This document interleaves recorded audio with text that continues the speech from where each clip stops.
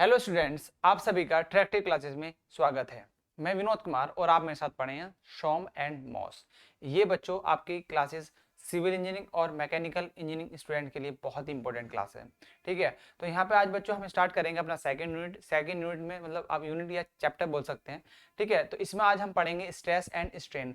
Stress and strain को बच्चों हिंदी में यदि बात करें तो स्ट्रेस को कहते हैं प्रतिबल और स्ट्रेन होता है आपका विकृति। ठीक है, प्रतिबल और विकृति के बारे में हम यहाँ पे बात करेंगे। और भी चीजें होती है, इलोंगेशन होता है जो आपका अलग अलग पोर्शन, इसमें जैसे आगे बढ़ते हैं चीजों को और भी हम यहाँ पे कवर करेंगे। ठीक है, टॉपिक वाइज। तो सबसे पहले जो आज हम बात करेंगे वो स्ट्रेसिस की बात करेंगे, स्ट्रेसिस पढ़ेंगे और उसके टाइप्स को हम यहाँ पे कंटिन्यू करेंगे। देखिए, आप क्लास को स्टार्ट करने से पहले सभी इस क्लास को ज्यादा जल्दी शेयर करेंगे। और यदि आपको कोई भी डाउट है बच्चों तो आप हमारे कमेंट सेक्शन के माध्यम से पूछ सकते हैं। ठीक है, रही इसकी पीडीएफ की बात, तो पीडीएफ आपको हमारे टेलीग्राम चैनल पर उपलब्ध कराई जाएगी। वहां पे जाके आप उसको पीडीएफ नोट्स को डाउनलोड कर सकते हैं, बट वो आपको पीडीएफ आपके आफ्टर क्लास कंप्लीट होने के बाद ही आपको बच्चों मिलेगी। ठीक है, तो इसलिए आप क्या करें, पहले क्लास को आप पढ़ेंगे, देन उसके बाद आपको पीडीएफ नोट्स में, आपके नोट्स के फॉर्म में आपको पीडीएफ मिलने वाली है। ठीक है, तो सभी क्लासेस की आपको पीडीएफ मिलेगी। ऐसी नहीं कि आपको क्लास कराई और पीडीएफ नहीं मिली, तो आपको पीडीएफ भी मिलेगी। बट आपको बच्चों क्लास को भी अच्छे तरीके से समझना है, देखना है किस तरीके से आपका कौन सी डेफिनेशन होती है। ठीक है, यदि आप समझ रहे तो इजिली आपको फिर दिक्कत ही नहीं आती नोट्स बनाने में भी। ठीक है, तो हमारा आज का जो पहला टॉपिक होने वाला है मेरे बच्चों, ये है आपका स्ट्रेस। ठीक है, तो हम स्ट्रेस के बारे में समझेंगे कि स्ट्रेस हमारा होता क्या है। देखिए, यदि मैं स्ट्रेस की बात करूं, स्ट्रेस को सबसे पहले फर्स्ट ऑफ ऑल इसे जो है, इसे बच्चों हम सिग्मा से प्रदर्शित करते हैं। इसे सिग्मा से प्रदर्शित सिग्मा से प्रदर्शित करते हैं। आप इस तरीके से लिखेंगे, इसको नोट करते हैं। हिंदी मीडियम के बच्चे इस तरीके से लिख सकते हैं, इसे सिग्मा से प्रदर्शित करते हैं। अब देखिए, यदि मैं कोई बॉडी लूं, देखिए किसी भी बॉडी पर कोई एक बॉडी है। ठीक है, इस बॉडी के ऊपर कोई स्ट्रेस लगाए। चलिए मैं इस बॉडी को यहाँ बनाते हैं। ठीक है, आप यहाँ पे कोई बॉडी है इस तरीके से, ये एक बॉडी है, इस बॉडी के ऊपर आपने क्या करा, एक फोर्स लगाते हैं एक्सटर्नल।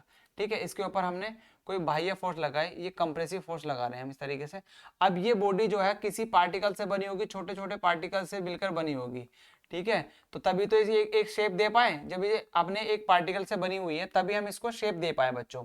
ठीक है, अब जब इस पे बाहर से जो फोर्स लग रहे होंगे, तो बाहर से फोर्स लगने का विरोध करेंगे ये पार्टिकल्स अंदर के। तो वो पार्टिकल जब एक दूसरे से मिले होंगे फ्रिक्शन के कारण, वो एक स्ट्रेसिस, एक फोर्स लगाएंगे इस फोर्स का विरोध करने के लिए, जो बाहर से फोर्स लगाया गया। तो इस फोर्स का विरोध करने के लिए कुछ पार्टिकल्स इसका इस तरीके से बाहर की तरफ, जो बाहर से फोर्स उसका अंदर की तरफ से फोर्स मतलब एक विरोध करेंगे इस फोर्स का, कि इसको चेंज ना कर पाए। ठीक है, तो चेंज कब होता है, जब ये वाले फोर्स, बाहर वाले फोर्स इनके फोर्स से ज्यादा हो जाते हैं, तब इसकी शेप एंड साइज में चेंज ही आता है। आपने जैसे इलास्टिसिटी पढ़ा, प्लास्टिसिटी पढ़ा, तो वहां पे ये वाली कंडीशन थी, उसकी शेप एंड साइज चेंज हो जा रहा था स्ट्रेसिस के कारण, या तो टेंसाइल फोर्स के कारण हो रहा था। ठीक है, या कंप्रेसिव के कारण होता है। तो वो चीजें आप यहाँ पर हमने थोड़ी डेफिनेशन में वो चीजें भी समझी थी। तो जो ये इंटरनली स्ट्रेसेस उत्पन्न हो रहे हैं, जो इंटरनली फोर्स उत्पन्न हो रहे हैं किसके अंदर, इस बॉडी के अंदर, इन फोर्स का विरोध करने के लिए जो बाहर से फोर्स लगाए गए हैं, ये जो फोर्स लगाए जा रहे हैं एफ बाहर से, तो जो इंटरनल फोर्स होंगे इनका विरोध कर रहे होंगे, और ये विरोधी फोर्स क्या कहलाएंगे, आपके स्ट्रेसेस कहलाते हैं। यही क्या कहलाता है, आपका स्ट्रेसेस फोर्स कहलाते हैं। ठीक है, समझ में आई चीजें, समझ में आई। किसी भी बॉडी के अंदर जब बाह्य फोर्स लगाया जाता है तो अंदर से एक फोर्स जनरेट होता है, उसी फोर्स को क्या कहते हैं, स्ट्रेसेस कहते हैं। इसको डेफिनेशन में किस तरीके से, या इंटरनल रेजिस्टेंस उत्पन्न होता है उसको क्या कहते हैं, स्ट्रेसेस कहते हैं। तो डेफिनेशन के फॉर्म में हम किस तरीके से लिखेंगे, देखिए इसमें लिखेंगे जब किसी, ठीक है, आप इसको किस तरह से समझा सकते हैं, डेफिनेशन में लिखेंगे जब, यहां पर डेफिनेशन को मैं लिख देता हूं, जब किसी मटेरियल है बच्चों ये, जब किसी मटेरियल पर बाहर से, जब किसी मटेरियल पर एक्सटर्नल, ऐसे लिखते हैं, एक्सटर्नल फोर्स लगाया जाता है तो उस बॉडी में या उस मटेरियल में इंटरनल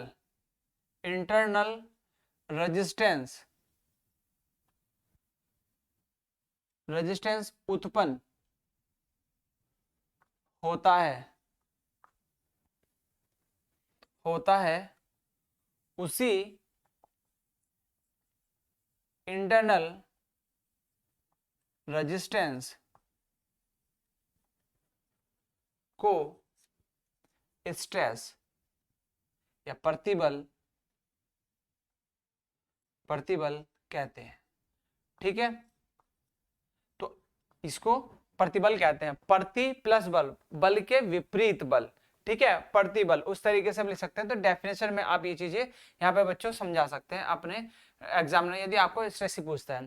ठीक है, अब मैंने बताया इसको जो प्रदर्शित करते हैं किससे करते हैं, सिग्मा से करते हैं। अब इसका जो फॉर्मूला होता है बच्चों, जो फॉर्मूला सिग्मा इक्वल टू हो जाता है फोर्स अपॉन एरिया। अब फोर्स जिसपे एरिया, फोर्स किस पे लग रहा होगा, जो भी आपका बॉडी के ऊपर फोर्स आ रहा है और कितने एरिया पे लग रहा है उसके अपॉन को रखेंगे, एरिया को नीचे, फोर्स को रखेंगे बाहर। ठीक है, तो जो एरिया के अंदर स्ट्रेसेस उत्पन्न हो रहे हैं उन्हीं स्ट्रेसेस को क्या कहते हैं, मतलब फोर्स के अंदर, जो एरिया के अंदर जो फोर्स जनरेट हो रहे हैं अंदर की तरफ, ठीक है, उनको कहते हैं स्ट्रेसेस। अब इसका जो फॉर्मूला होगा, जो इसका यूनिट होती है, मात्रक, वो होती है न्यूटन पर एमएम स्क्वायर बच्चों। ठीक है, इसकी जो यूनिट होती है न्यूटन पर एमएम स्क्वायर इसकी यूनिट होती है। यहां तक आई थिंक आप लोगों को समझ में आ गया। अब देन ये तो आ गई आपकी फर्स्ट, ये इसका टाइप आ गया। देन दूसरी हेडिंग होती है बच्चों इसी में, एक होती है प्रतिबल रेजिस्टेंस, प्रतिबल तीव्रता। ठीक है, प्रतिबल तीव्रता जिसे कहते हैं हिंदी इंग्लिश में कहते हैं स्ट्रेस इंटेंसिटी, स्ट्रेस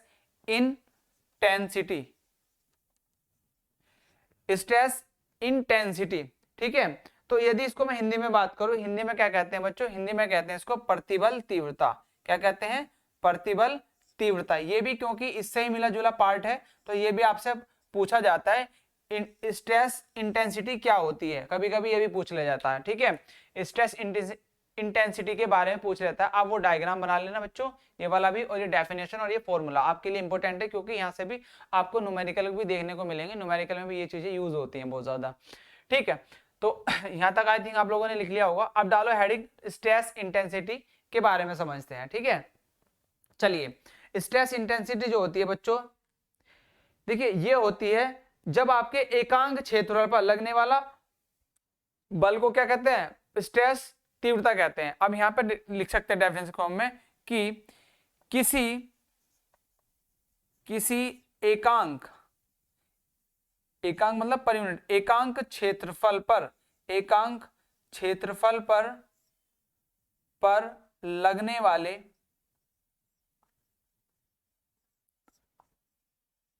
फोर्स को स्ट्रेस इंटेंसिटी कहते हैं। ठीक है, कहते हैं। अब ये जो हम डिनोट करेंगे इसे बच्चों, इसे P से प्रदर्शित किया जाता है, ये आप यहाँ पे लिख सकते हैं। ठीक है, अब इसका जो फॉर्मूला होता है, देखिए जो फॉर्मूला होता है स्ट्रेस इंटेंसिटी का, वो हो जाता है बच्चों, यहाँ पे लिखेंगे आपका सिग्मा इजकल टू होगा सिग्मा से ही डिनोट करेंगे, तो हो गया इंटरनल रेजिस्टेंस फोर्स अपॉन क्या हो जाएगा, एरिया। ठीक है, तो इंटरनल रेजिस्टेंस फोर्स को क्या कहते हैं आप, स्ट्रेस इंटेंसिटी कहते हैं, internal resistance force upon area. तो इसको भी यहाँ लिख सकते हैं, तो यह सिग्मा की वैल्यू जो हो जाएगी P अपॉन A बच्चों, इसको लिख सकते हैं जो, और इसका यूनिट भी क्या हो जाएगी, यूनिट भी न्यूटन पर एमएम स्क्वायर ही हो जाएगी। ठीक है, ये चीजें आप लोग यहाँ तक आई थिंक नोट कर लेंगे, यहाँ तक आप लोगों को समझ में आ गया होगा। ठीक है,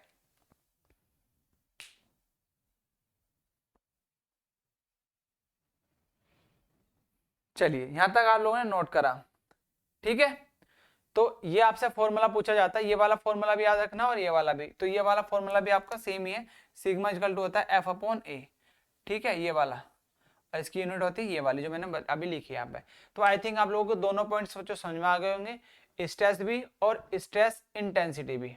ठीक है, अब चलते हैं नेक्स्ट पर। नेक्स्ट आता है बच्चों इनके टाइप्स, जो आपके टाइप्स होते हैं, टाइप्स ऑफ स्ट्रेस, हेड डालेंगे टाइप्स ऑफ स्ट्रेसेस आपके कितने टाइप के होते हैं उनको हम यहाँ पे पढ़ने वाले हैं, मतलब प्रतिबलों के प्रकार। ये आप लोगों को समझ में आ गया होगा। ठीक है। यदि आप लोगों को बच्चों किसी भी चीज में कोई भी डाउट है तो आप कमेंट सेक्शन में जाकर वहां से पूछ सकते हैं, ठीक है। यदि आपको कुछ भी किसी भी टॉपिक में किसी भी वीडियो में कुछ भी प्रॉब्लम्स है तो आप वहां पे जाके हमसे डिस्कस कर सकते हैं, ये आए, ठीक है। और बच्चों ज़्यादा से ज़्यादा शेयर करेंगे वीडियो को, ठीक है। सभी इस वीडियो को शेयर करेंगे ज़्यादा से ज़्यादा अपने ग्रुप में, ठीक है। अब हेड डालेंगे टाइप्स ऑफ स्ट्रेसेस, हेडिंग डालेंगे आप टाइप्स टाइप्स ऑफ स्ट्रेसेस,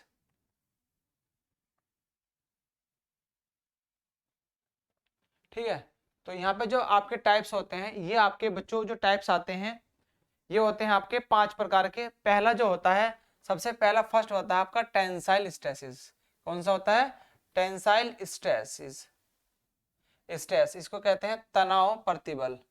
क्या बोलते हैं? तनाव प्रतिबल हिंदी में, ठीक। दूसरा होता है बच्चों आपका कंप्रेसिव प्रतिबल। कौन सा होता है?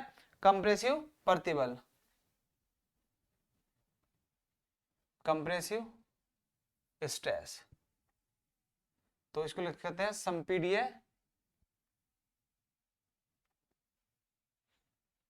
संपीडन प्रतिबल, लिख सकते हैं संपीडन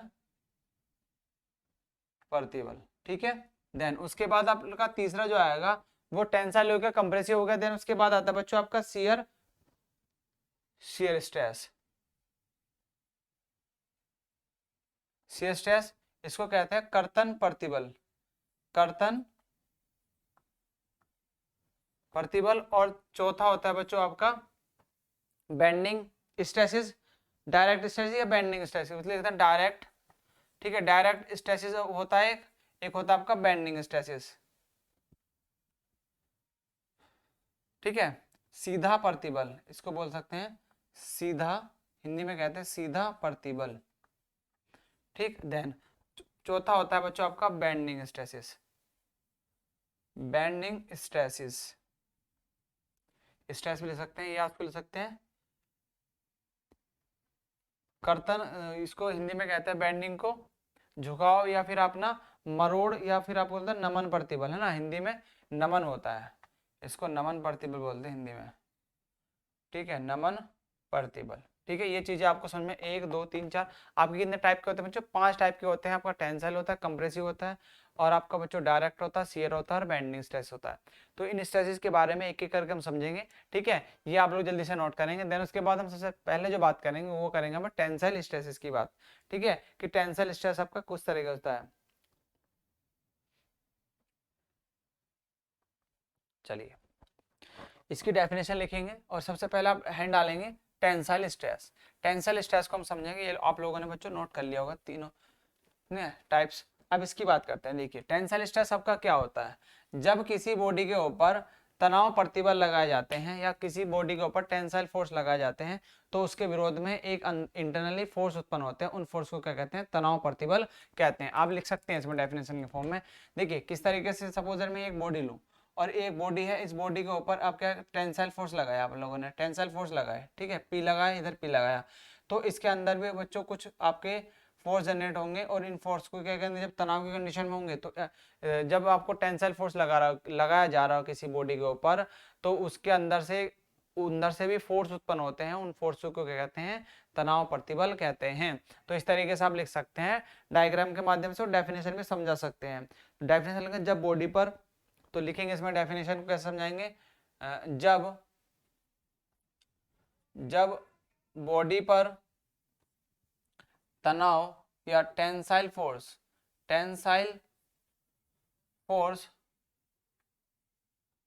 लगाया जाता है तो उसमें आंतरिक और बल उत्पन्न होते हैं। यही बल तनाव प्रतिबल कहलाते हैं। ठीक है, तनाव प्रतिबल कहलाते हैं। आप इस तरीके से डेफिनेशन में लिख सकते हैं। ये आगे डेफिनेशन आपकी तनाव प्रतिबल की। उसके बाद आप लिखेंगे, दूसरी हेड डालेंगे अपनी कंप्रेसिव स्ट्रेस। ठीक है, कंप्रेसिव स्ट्रेस, इसको लिख सकते हैं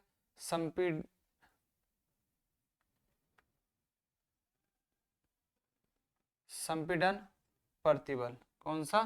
संपीड़न प्रतिबल। ये आपने लिखेंगे डेफिनेशन, और इसको यहाँ पे जल्दी से ये आपके सबसे हेड डाल लेंगे कि दूसरी हेडिंग जो होगी आपकी कंप्रेसिव स्ट्रेस होगी। कंप्रेसिव स्ट्रेस भी क्या होंगे बच्चों? जब बॉडी पर कंप्रेसिव फोर्स लगाए जाते हैं। तो यहाँ पे लिखेंगे इसकी डेफिनेशन से थोड़ा बस कंप्रेसिव में लिख देंगे, जब बॉडी पर कंप्रेसिव फोर्स लगाए जाते हैं तो बॉडी में इन फोर्सेस का विरोध उत्पन्न करने के लिए एक बल लगता है, उसी बल को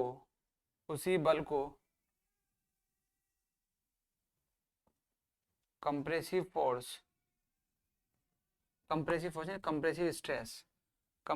स्ट्रेस हिंदी में कहते हैं संपीड़न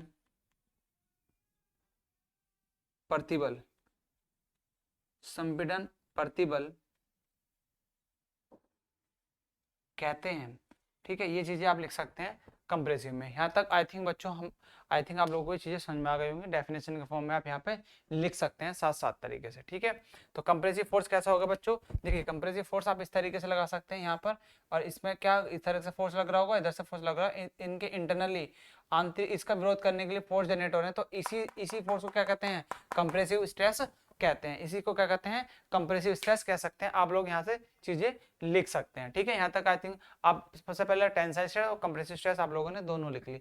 अब हमारा आता है शियर स्ट्रेस। देखिए, शियर स्ट्रेस को हम समझते हैं किस तरीके से हमारा शियर स्ट्रेस उत्पन्न होता है किसी भी मेटल के ऊपर, और उसकी डेफिनेशन क्या होती है।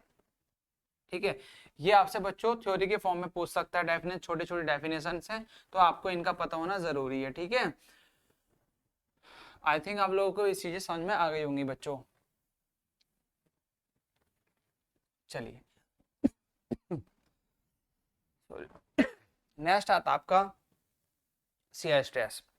नेक्स्ट पढ़ेंगे बच्चों, इसमें हम तीसरा है आपका शियर स्ट्रेस की बात करेंगे। शियर स्ट्रेस, ठीक है, इसको हिंदी में कहते हैं बच्चों कर्तन प्रतिबल। हिंदी में क्या कहते हैं इसको? कर्तन प्रतिबल। अब जब हम हिंदी में भी चाहे तो मैं लिख देता हूं बच्चों, इसको कहते हैं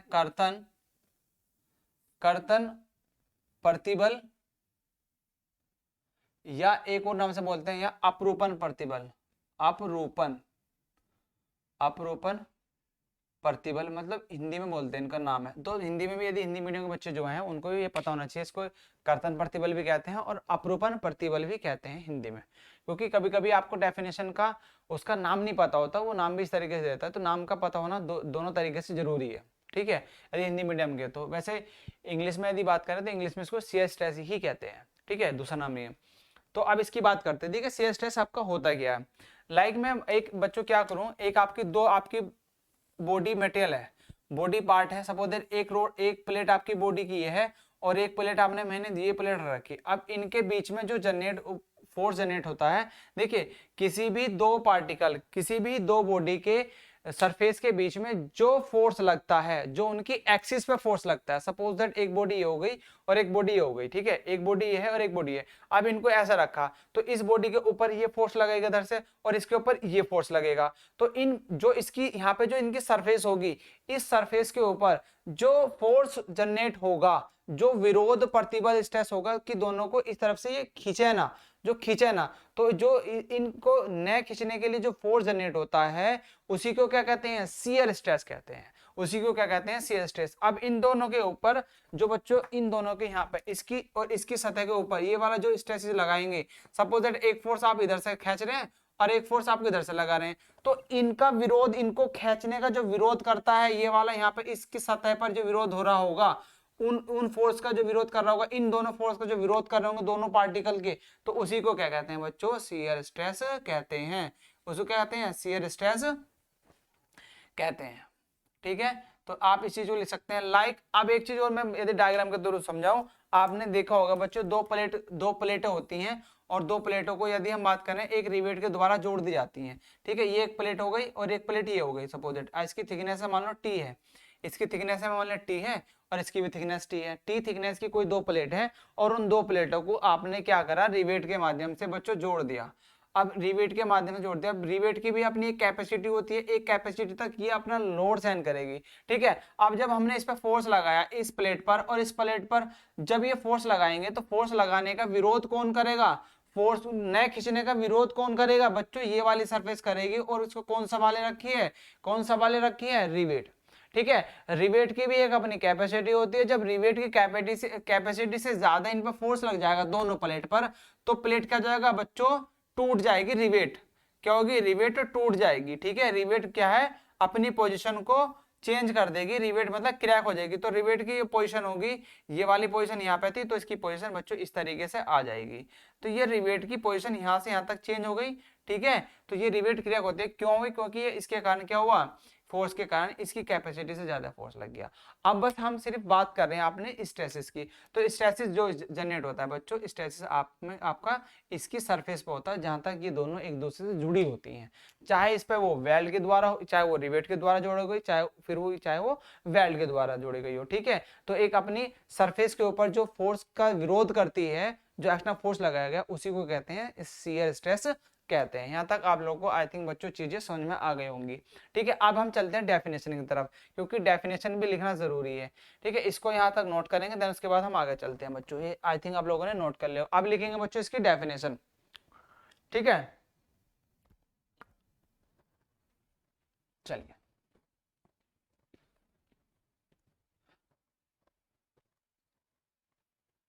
सबसे पहले हम लिखेंगे बच्चे इसे ना, इसे इसमें लिखेंगे इसे टो, इसे बच्चों क्या लिखते हैं, टो से प्रदर्शित करते हैं, टो या स्मॉल क्यू से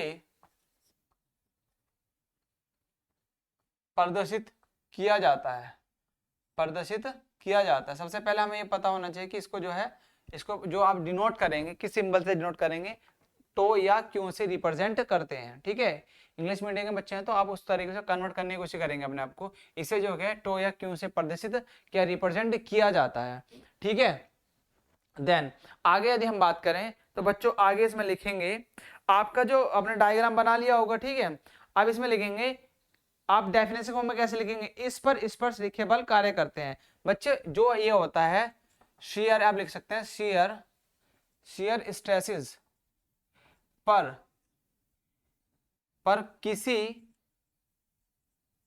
दो बॉडी की सरफेस पर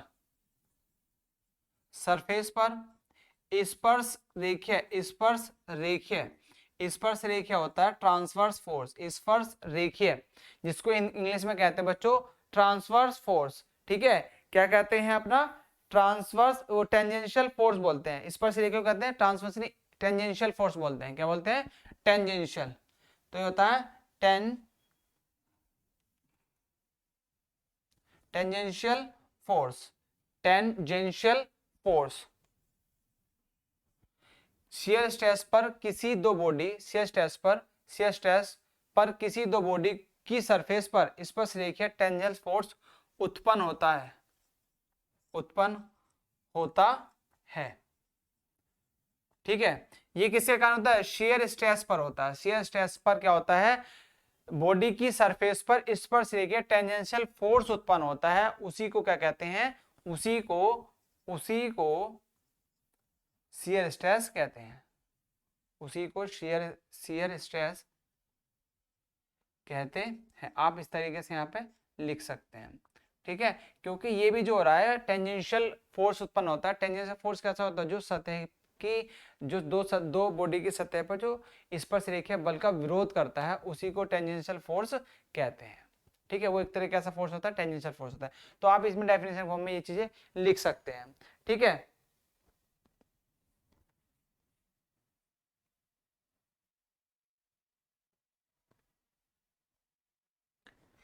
ठीक है, यहां तक ये चीजें। देन यदि मैं और बात करूं तो इसको और डेफिनेशन में इस तरीके से भी लिख सकते हैं। जब किसी जब किसी बॉडी पर जब किसी बॉडी पर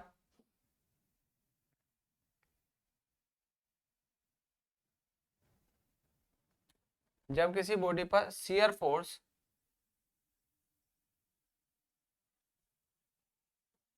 लगाया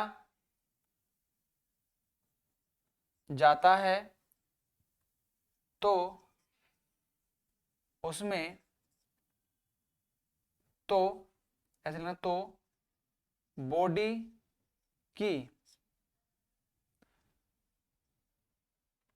की सरफेस पर एक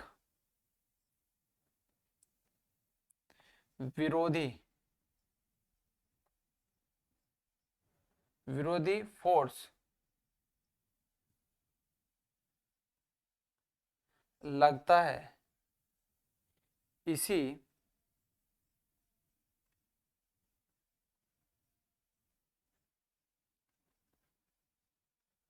फोर्स को शियर स्ट्रेस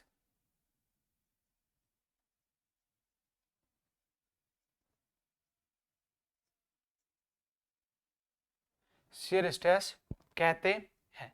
तो आप इसमें इस तरीके से डेफिनेशन को बच्चों आप समझा सकते हैं, ठीक है। यहाँ तक आप चीजें समझ गए। इस डेफिनेशन को भी यहाँ से यहाँ तक कॉपी कर लेना, ठीक है, यहाँ पर नोट कर लेना। ये चीजें बच्चों आपको समझ में आ गई होंगी, ठीक है। देन उसके बाद हम आगे बढ़ेंगे, ये चीजें आप नोट करेंगे जल्दी से। देन इसके बाद हम बात करेंगे बच्चों अपना जो आपका होता है डायरेक्ट स्ट्रेस। दूसरे की बात करेंगे डायरेक्ट स्ट्रेस की, ठीक है। डायरेक्ट स्ट्रेस की बात करेंगे इसमें।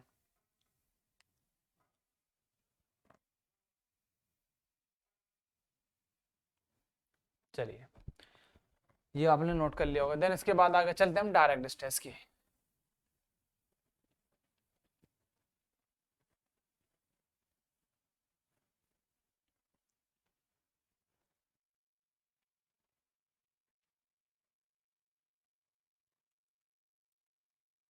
फोर्थ लिखेंगे डायरेक्ट स्ट्रेस। डायरेक्ट स्ट्रेस जिसे कहते हैं सीधा प्रतिबल, सीधा प्रतिबल। तो ये होता क्या है बच्चों डायरेक्ट स्ट्रेस, देखिए इसमें हम इसके डेफिनेशन वो समझे। तो इसमें बच्चों होता क्या डायरेक्ट स्ट्रेस, जब किसी भी बॉडी के ऊपर डायरेक्ट लोड लगाया जाता है तो उन लोड का विरोध करने के लिए एक फोर्स जनरेट होता है, उसी फोर्स को क्या कहते हैं, डायरेक्ट स्ट्रेस कहते हैं।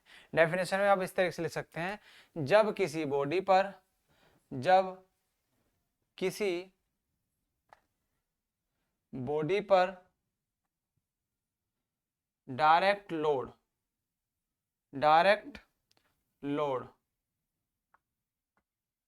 लगाया जाता है तो इन लोड का विरोध करने के लिए एक फोर्स उत्पन्न होता है,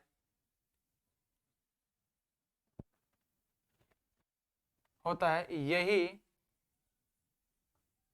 विरोधी फोर्स या लोड डायरेक्ट स्ट्रेस कहलाता है। ठीक है, इसको आप इस तरीके से लिख सकते हैं, डायरेक्ट लोड स्ट्रेसिस कहलाता है। ठीक है, यहाँ तक आप लोगों ने नोट कर लिया होगा। ठीक, अब यदि डायरेक्ट लोड की बात करें तो इसका जो फॉर्मूला होगा इसको नोट कर देंगे सिग्मा डी से, तो ये जाएगा डायरेक्ट लोड अपॉन क्या, एरिया। तो इस तरीके से इसका फॉर्मूला आप लिख सकते हैं। ठीक है, सिग्मा में ही आपको नोट करेंगे तो ये क्या होगा, सिग्मा होती है, सिग्मा इस तरीके से होगा। अभी आप कंफ्यूजन है तो ये है डी, डी होगा डायरेक्ट का मतलब, डी होगा डायरेक्ट स्ट्रेस की बात चल रही है, तो आप इसको फॉर्मूला भी लिख सकते हैं। देन दूसरा आता है आपका, नेक्स्ट आता है बच्चों आपका पांचवा, बेंडिंग स्ट्रेस। कि बेंडिंग स्ट्रेस आपको किस तरीके से इसमें आता है, क्योंकि बेंडिंग स्ट्रेस के बारे में आपसे आगे भी बहुत सारी चीजें के बारे में बात की जाएगी, तो उसमें लिखेंगे, उसमें भी आपको इसका देखने को मिलेगा। ठीक है, डायरेक्ट स्ट्रेस की आप लोगों ने डेफिनेशन नोट कर ली होगी। चलिए नेक्स्ट चलते हैं अपना बच्चों आगे वाली चीजों पर। ठीक है, आगे मूव करेंगे। अब हम बात करेंगे इसमें अपना पांचवा, बेंडिंग स्ट्रेस। कौन सा, बेंडिंग स्ट्रेस के बारे में। देखिए बेंडिंग स्ट्रेस आपका क्या होगा, या इसको कहते हैं नमन प्रतिबल, हिंदी में क्या कहते हैं, नमन प्रतिबल। देखिए इसमें हम क्या करते हैं, जब कोई कोई आपका बॉडी है, बॉडी की कोई स्पैन है और उसकी बॉडी के ऊपर क्या करता है, उसकी एक्सिस पर कोई फोर्स लगता है। एक्सिस मान चल के सपोज दैट कि बॉडी इस तरीके की है, ये एक पार्ट है, सपोज लाइक एक बीम है, और बीम के ऊपर बच्चों क्या होगा, फोर्स लग रहा होगा। सपोज ये सपोर्ट है, ये इसकी सपोर्ट है, ठीक, और इसकी जो एक्सिस होगी ये होगी, और इसके ऊपर ऊपरी सरफेस से क्या होगा, ऊपरी सरफेसेस पे फोर्सेस लग रहे हैं। तो फोर्सेस के कारण इसकी एक्सिस पर, इसकी पूरी जो एक्सिस होगी, इसकी एक्सिस पर जो फोर्स लग रहे होंगे, उन फोर्स का वेव एक्सिस पर, उन फोर्स का विरोध करने के लिए एक अंदर से फोर्स जनरेट होगा, उसी को क्या कहते हैं, उन्हीं को कहते हैं बेंडिंग स्ट्रेसेस। इसको बेंड होने से बचाता है कौन, स्ट्रेसेस। बट यदि इसकी लोड की कैपेसिटी ज्यादा होती है इन से, इंटरनल फोर्सेस से, तो वो क्या हो जाएगा, तब हमारा बीम कैसे हो जाएगा, बेंड हो जाएगा। तो उन्हीं को क्या कहते हैं हम, बेंडिंग स्ट्रेस कहते हैं। और जो इस पर लोड कार्य करता है वो बच्चों कौन सा, ट्रांसवर्स लोड होता है। कैसा होता है, ये एक तरीके से ट्रांसवर्स लोड कार्य करता है। तो इसमें डेफिनेशन फॉर्म में हम लिखेंगे बच्चों, जब किसी बीम की एक्सिस पर, लिखेंगे जब किसी बीम की एक्सिस के लंबवत,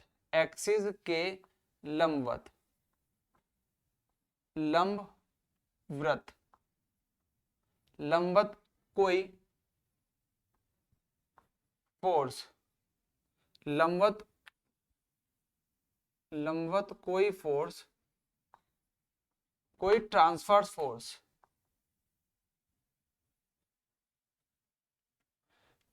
फोर्स लगाया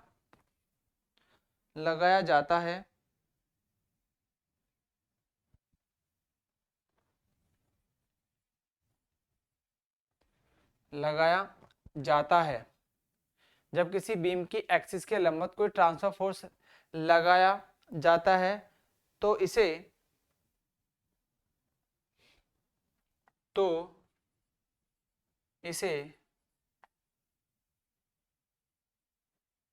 ट्रांसवर्स लोड कहते हैं। ठीक है, क्या कहते हैं, इसे ट्रांसवर्स लोड कहते हैं, जो आपके बच्चों एक्सिस पर लगाए जा रहे हैं। ठीक है, आप लिखेंगे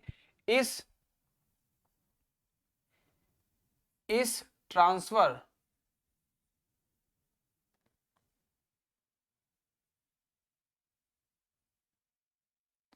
लोड के कारण, इस ट्रांसवर्स लोड के कारण बीम में जो झुकाव उत्पन्न होता है,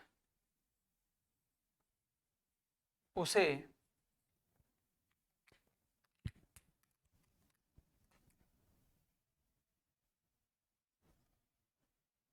बेंडिंग स्ट्रेस कहते हैं। ठीक है, उसे बेंडिंग स्ट्रेस कहते हैं। तो यहाँ तक आप चीजें बच्चों लिख सकते हैं। ठीक, तो अब यदि मैं बात करूं, ये आपने बनाया था, अब इसके ऊपर ट्रांसवर्स लोड लगा। सपोज दैट मैं बीम को यहाँ पर समझा देता हूँ। ये आपका एक बीम है, ये आपका एक बीम है। बीम के ऊपर क्या आप जो ट्रांसवर्स लोड कार्य करेंगे, बीम के ऊपर हमेशा कैसे कार्य करते हैं, ट्रांसवर्स लोड। ठीक है, ये आपके लोड है और ये आपके सपोर्ट है, ये आपके सपोर्ट्स यहाँ पे दी गई है। ठीक है, इसके ऊपर, और देन इसके अब क्या होगा, जब इसके स्ट्रेसेस होंगे तो स्ट्रेस ट्रांसवर्स लोड के कारण क्या होगा, ये हल्का सा बेंड करेगा। ठीक है, बेंड कैसे करेगा, जब इसकी इसकी खुद की कैपेसिटी से ये जो लोड होंगे ये अधिक हो जाएंगे। क्या होगा, अधिक हो जाएंगे। तो इस बेंडिंग, ये बेंड होने जब ये बेंड हुआ, इसी को क्या कहते हैं, बेंडिंग स्ट्रेस कहते हैं। तो ये वाला जो सरफेस आती है, ये वाली कैसी सरफेस आती है, ये इसकी कंप्रेसिव में आती है। ये कैसी होती है, इसकी कंप्रेसिव नेचर की होगी, और ये वाली होगी बाहर की टेंसाइल। कैसी होगी, टेंसाइल की। तो ये कंडीशंस बनती है आपकी बेंडिंग में। ठीक है, अब यदि हम बात करें कॉलम पर, ठीक है, तो जब जब कोई एक सपोजर लाइक कोई कॉलम दे दी जाती है, ठीक है, मैं यहाँ पे समझा दूं, सपोजर एक कॉलम है। अब कॉलम के ऊपर आपका कॉलम किस तरीके से रिफ्लेक्ट होती है, देखिए यहाँ पे एक कॉलम है और कॉलम के ऊपर आपका फोर्स क्या था, इसेंट्रिक। तो यहाँ पे इसका पॉइंट है, तो इसेंट्रिक लोड कैसा कार्य करता है, इस पर थोड़ा सा इसके सेंटर से हटकर इस पर फोल्ड लगाया जाता है, ये पी लोड है। अब इसका जो झुकाव होगा, वो झुकाव कैसा वर्क करता है बच्चों, झुकाव इस तरीके से इसका वर्क करेगा। ठीक है, झुकाव जो होगा वो कुछ इस तरीके से इस पे वर्क करता है। ठीक है, तो ये इस तरीके से झुकेगा, तो इसकी जो एक्सिस होगी, ठीक है, तो वो कौन सी फोर्स लगेगी, वो आपके जो इस पे लगेगी, इसेंट्रिक लोड लगेगा। इसेंट्रिक लोड कहाँ पे कार्य कर रहा होगा, इसेंट्रिक लोड ये वाला होगा। इसेंट्रिक लोड जो होगा बच्चों, ये कार्य कर रहा होगा। ठीक है, तो इसको झुकाव उत्पन्न करेगा, जिसको झुकाव उत्पन्न करेगा वो डायरेक्ट स्ट्रेस या बेंडिंग स्ट्रेस के कारण होती है कॉलम के ऊपर। ये कैसी है, एक तरीके की कॉलम है। मैंने यहाँ तक तो अपने बेंडिंग स्ट्रेस पढ़ा, अब ये है कॉलम के लिए। ठीक है, कॉलम के लिए, तो कॉलम के लिए जो स्ट्रेसेस रहते हैं, जैसे कि एक तो बेंडिंग स्ट्रेस को डायरेक्ट स्ट्रेस आ गया, इस पर दो तरीके से वर्क करते हैं कॉलम के ऊपर। एक तो करता है आपका बेंडिंग स्ट्रेस, ठीक है, ये कॉलम को समझाया था, और दूसरा होता है बच्चों आपका डायरेक्ट स्ट्रेस। ठीक है, तो दोनों तरीके से इस पे वर्क करते हैं स्ट्रेसेस। एक तो बेंडिंग करता है और एक होता है जब बेंडिंग जब झुकेगा, और जब डायरेक्ट स्ट्रेस जब इस पे एकदम डायरेक्ट वे से लग रहा होगा, तो एक तरीके से ये जो पी जो है ये डायरेक्ट लोड है। ठीक है, तो ये चीजें आप तो यहाँ पे तक नोट करेंगे। देन इसके बाद आपका हम नेक्स्ट वीडियो में अपना कंप्लीट करेंगे स्ट्रेन। ठीक है, स्ट्रेन की डेफिनेशन और स्ट्रेन कितने टाइप का होता है उनको यहाँ पे समझेंगे। ठीक है, तो मिलते हैं आपसे नेक्स्ट वीडियो में, तब तक के लिए बाय बाय, जय हिंद, जय भारत बच्चों।